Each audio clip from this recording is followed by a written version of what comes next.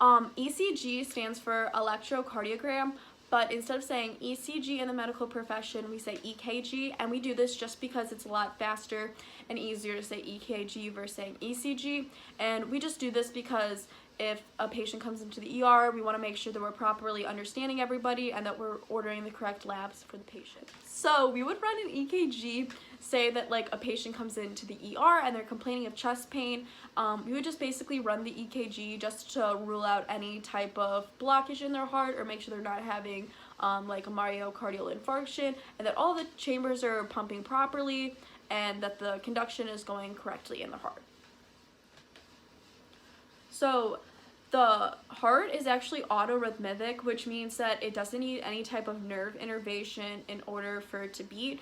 So it can just beat on its own because it has specialized pacemaker cells, which are in the SA node of the heart, and that's what's setting the action potentials.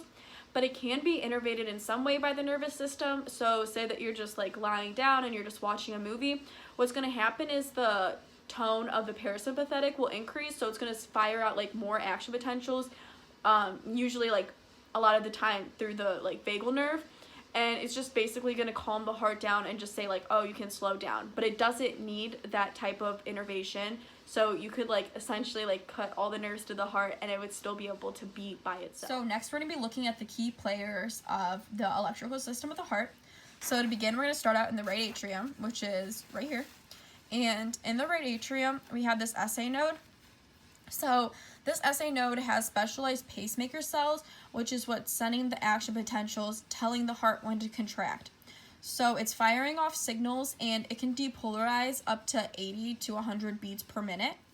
So next, after we have the SA node fire, we go across, and this is called the interatrial band, this blue part right here.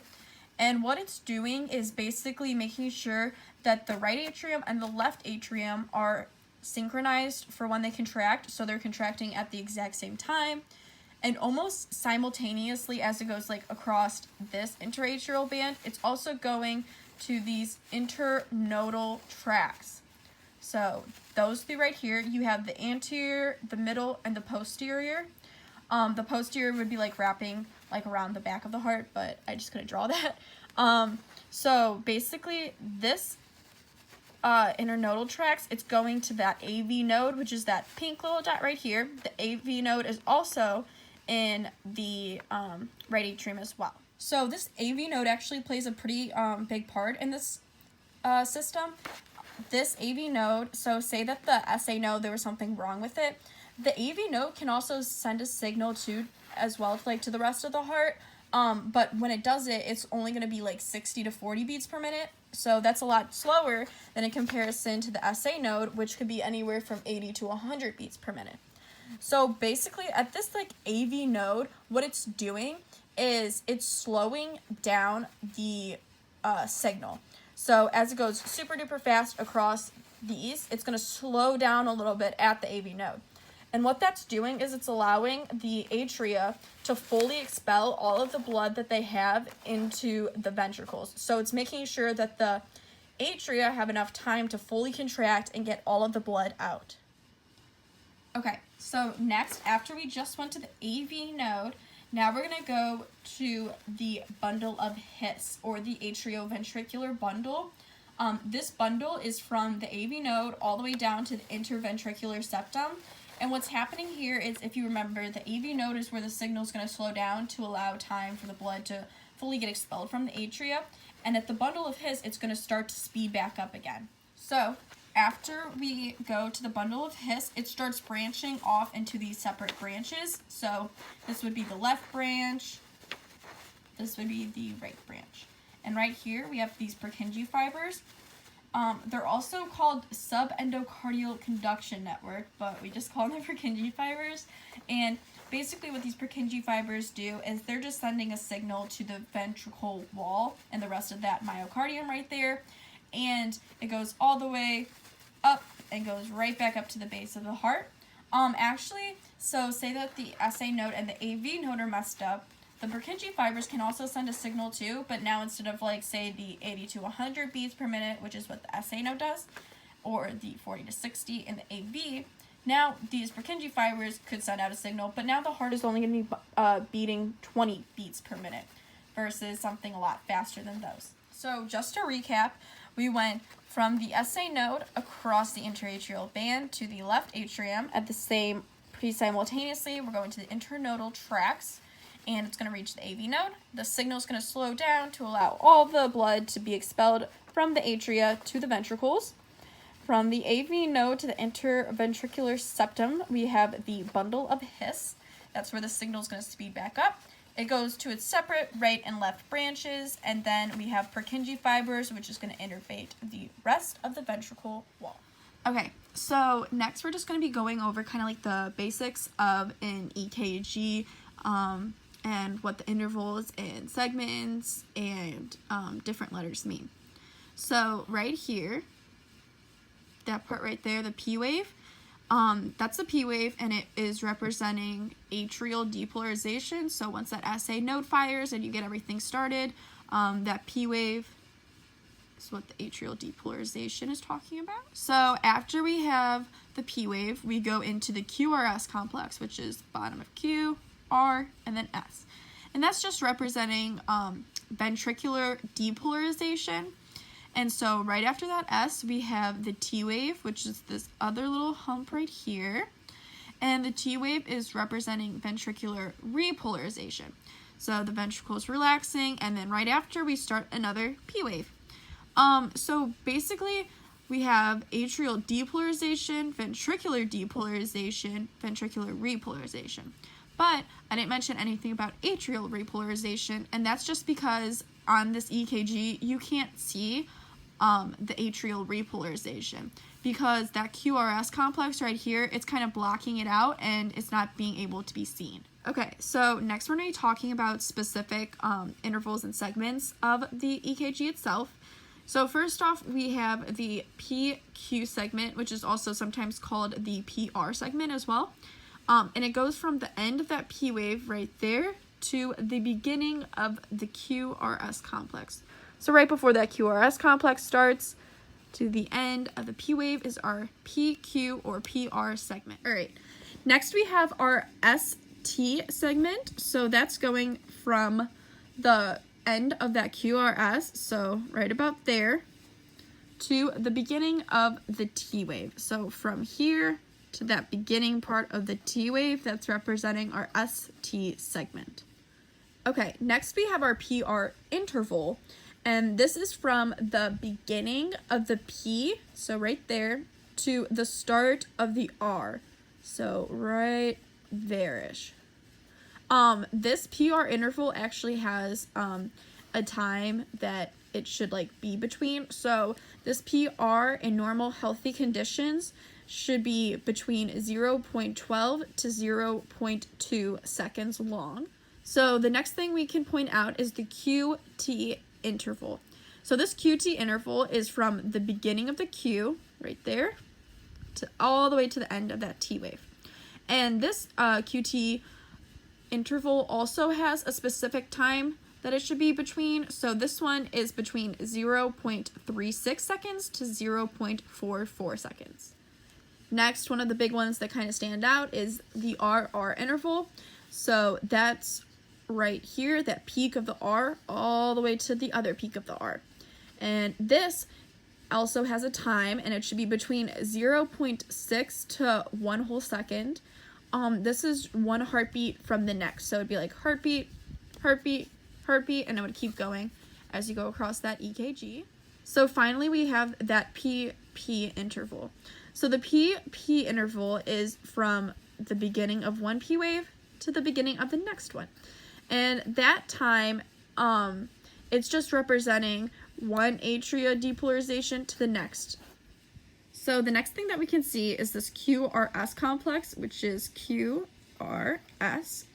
And this actually has a measurable time, and in a normal healthy condition, we want it to be between 0.06 seconds to 0.11 seconds. Next, I'm going to talk about different type of conditions or syndromes that we can see on an EKG. So first, just to give us a baseline, this is normal sinus. So if you're a normal healthy person, and we took your EKG, this is what it should look like. All of these numbers fall within normal limits. The RR interval, PR interval, all of that kind of stuff is in with normal limits. So next we're going to be looking at premature atrial contraction, or PACs. So this is what the EKG of somebody with this condition would look like. So what's happening in a PAC is that there's a spot in the atria that's contracting before the SA node is actually firing, which is causing a heartbeat to appear before it should. This can be caused because of high blood pressure, if you are pregnant, if like caffeine can sometimes cause this. So it's just causing this unnormal heartbeat to happen because somewhere in the atria is contracting before that SA node is actually firing. So next is atrial fibrillation. And with atrial fibrillation, what's happening is that there's some ectopic spot in the atria that's firing at random, and it can be anywhere from 300 to 600 beats per minute. And now the atria aren't contracting at like a coordinated, orderly type of rate.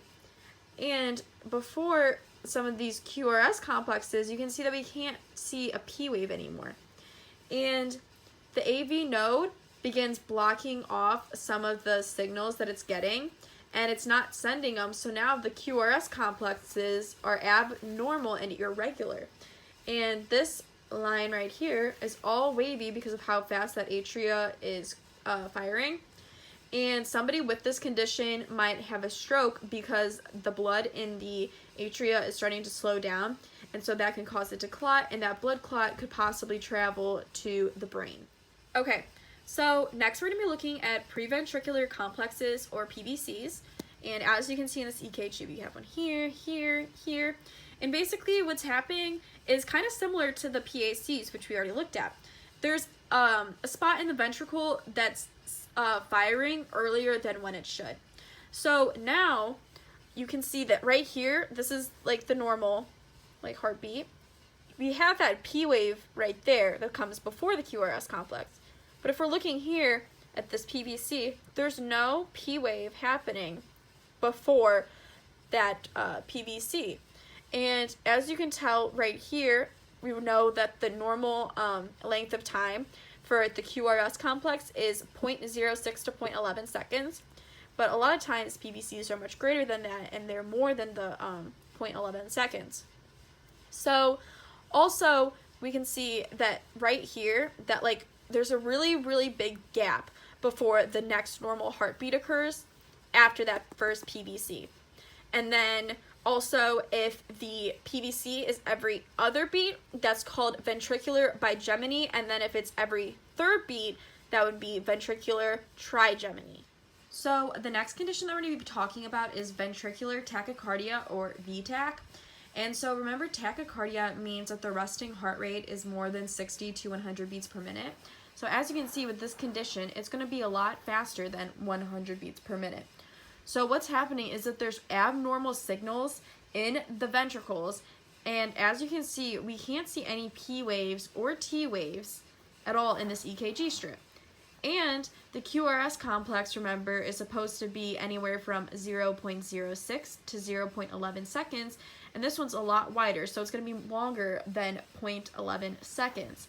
So what's happening is now the chambers can't properly fill up with blood and expel it, so now the pulmonary and the systemic circulation could be compromised because of this condition. So the next condition that we're going to be talking about is ventricular fibrillation, or VFib, which is that condition that you hear all the medical shows talking about their patients being in VFib. So what's happening is there's no type of organized ventricular contraction going on, and the ventricles are basically like quivering.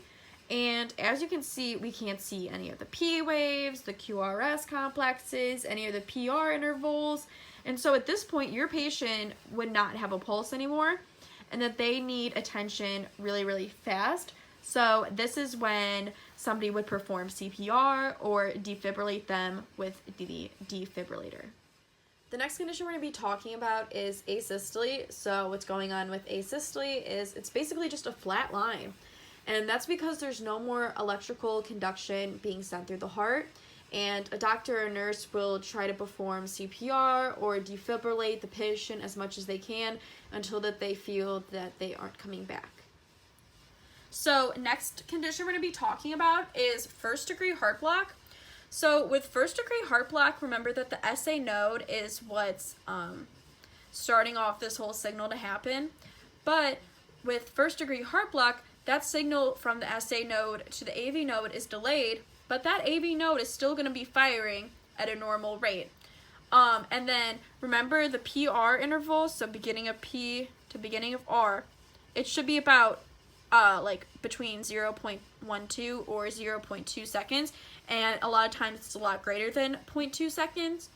The rhythm is regular, as you can see, it's still normal, and the QRS is still between the normal ranges, and we have T wave, we have a P wave, so a lot of times patients don't even know that they are experiencing first degree heart block.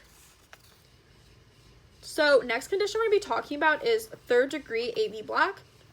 So what's happening here, remember SA node sends that signal to the rest of the heart, but now the signal from the SA node to the ventricles is completely blocked off. So now what's happening is normally it goes the atria contract and ventricles contract, but now we have the atria and the ventricles are just completely beating independently of each other, and they aren't doing it at a specific like synchronization.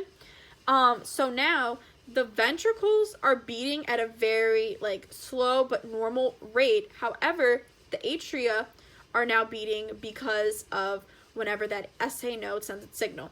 So remember that P wave right there, that's representing atrial depolarization. So right here we have a P wave, we have another one, we have another one. Like it's just not, this is like not lining up with each other properly, and somebody needs to seek help right away if they are experiencing third degree heart block. So next we're going to be talking about a myocardial infarction, or more commonly known as a heart attack. So in a heart attack, basically what's happening is that one of the coronary arteries of the heart has a blockage in it, and so since that specific area of the heart isn't receiving any blood, the tissue starts dying, and we can know that it's a myocardial infarction because, as you can see, that ST segment is deviating higher than that like baseline right there, so it keeps going up higher and higher and higher. So next condition that we're going to be looking at is myocardial ischemia. So with myocardial ischemia, basically what's happening is there's a partial blockage in one of the coronary arteries, which is causing that heart tissue and muscle to receive a lack of oxygen. And this can cause the patient to have a lot of chest pain. So as you can tell, instead of a myocardial infarction where this ST segment is elevated, now it's deviating and being depressed from that baseline. So it's below, it's below, it's below, it's below, and it's more depressed than it should be. So next, if we wanted to calculate the heart rate of, say, this EKG, first I always like to count the big boxes. So we have 1, 2, 3 big boxes, and then I always count the little boxes. So we have 1 little and then 2 little. Okay, so for this example, remember big box 0.2 seconds, small box 0.04 seconds, and our normal heart rate should be between 60 to 100 beats per minute. So for example, we had 3 big boxes, so 3 times 0.2 gives us 0.60 seconds, and we had 2 small boxes, so 2 times 0.04 is 0.08. We add that up and get 0.68, and then this is the 60 seconds, like in a minute. So we do 60 divided by our 0.68, and we get 88 beats per minute. So this one would be considered normal sinus because it's in normal limits. Okay, so next we're going to be calculating heart rate from an EKG strip, and this is actually my EKG strip that we did in class. So first, I always like to count out the big boxes. So from this R to this R, I have 1, 2, 3, 4. So I have 4 big boxes, and then the little ones, I have 1 right there, and then 2, 3. So I have 3 little boxes. Okay, so I just wrote the numbers off camera just because it's kind of easier than writing it with. So I had 3 small boxes, so the small boxes are equivalent to 0.04 seconds, so 0.04 times 3 gives me 0.12, and then 0.2 times 4, because 0.2 is equivalent to a big box, is 0.80, so I have 0.92 when you add those two numbers up. Okay, and then for the final calculation, I did 60 because there's 60 seconds in a minute, and I divided that by the 0.92, and then that's going to give me my 65 beats per minute. So my heart rate was in normal ranges. So I printed out these EKG strips from the internet, and we'll be looking at these to calculate heart rate.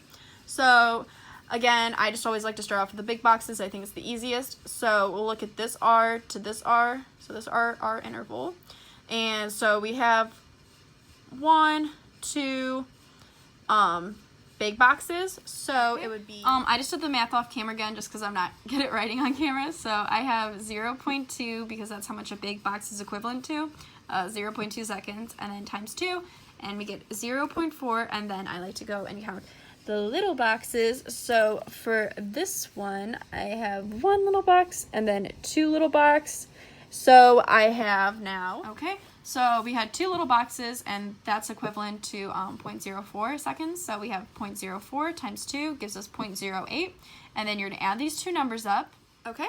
So we just added up the 0.4 from the 0.08, gives us 0.48. We're going to divide that again by 60, and we get 125 beats per minute. So this person is experiencing tachycardia because their resting heart rate is above 100 beats per minute. Okay, and the last heart rate that I'm going to do, I printed out this EKG too. So first, again, count out the big boxes. So we have 1, 2, 3, 4, 5. So we have 5 big boxes. Okay, so I just did that math again, and 0.2 times 5 big boxes equal 0.2, and that gives us 1 second.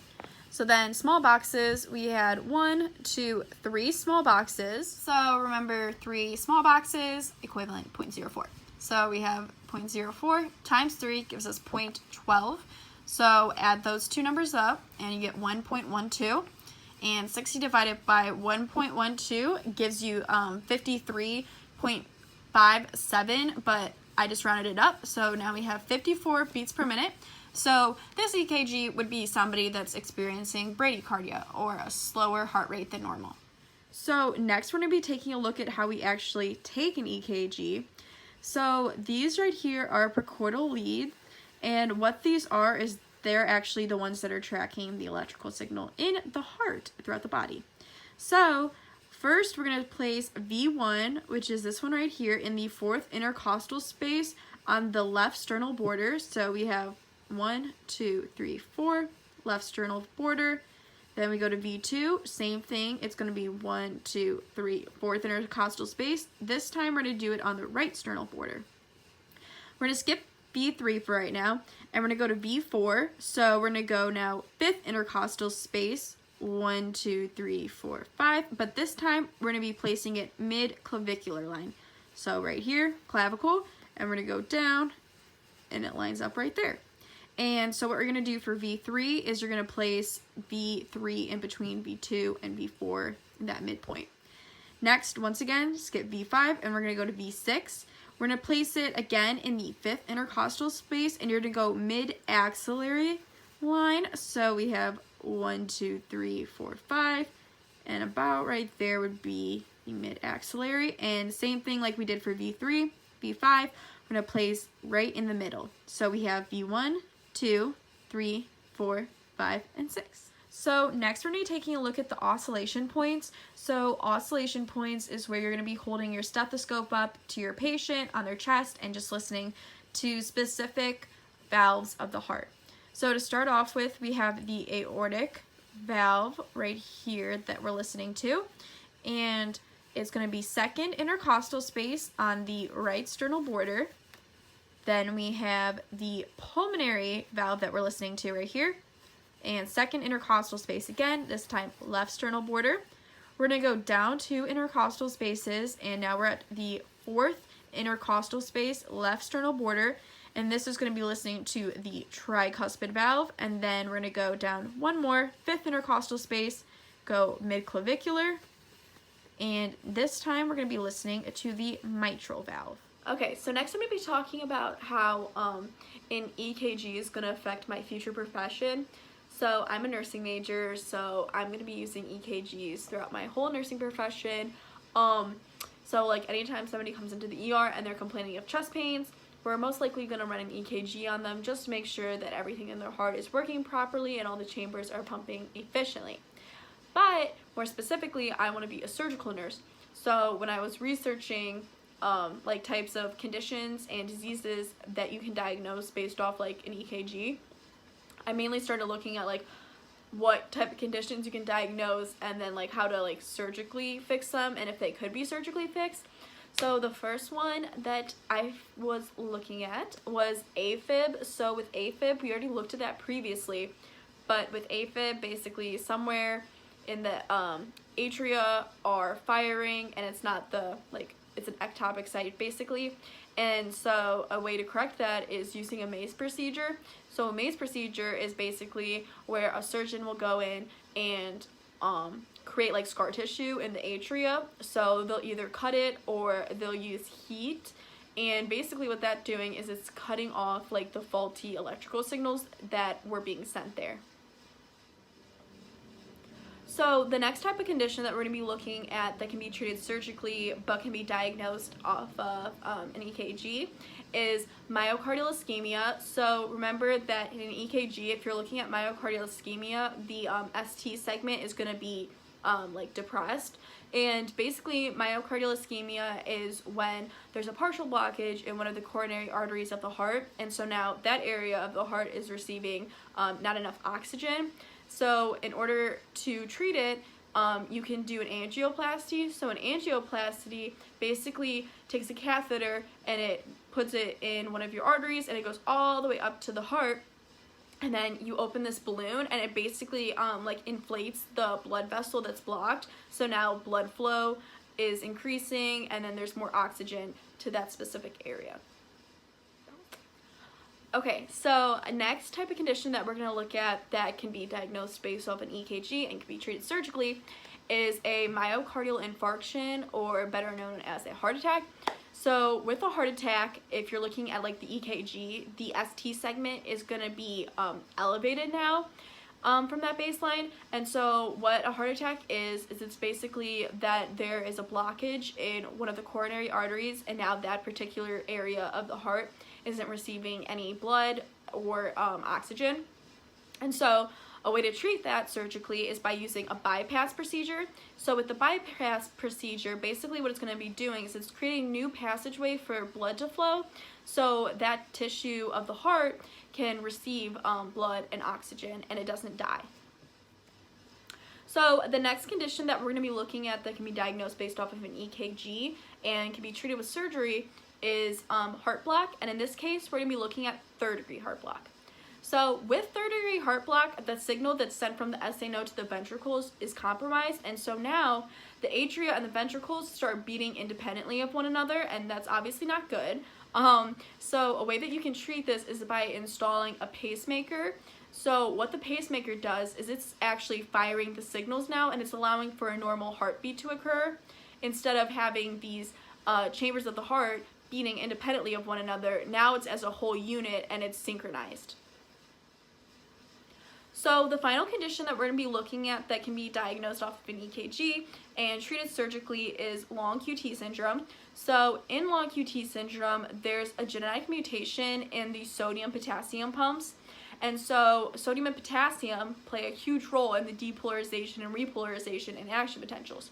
So if someone has this type of syndrome, they could experience sudden death. And so a way to treat this surgically is by placing an implantable cardioverter defibrillator, or an ICD. And basically what this ICD is doing is it's monitoring the heart rate and the heartbeats. And if it suspects any type of abnormal heartbeat going on, it'll shock you and make sure that your heart rate goes back to normal.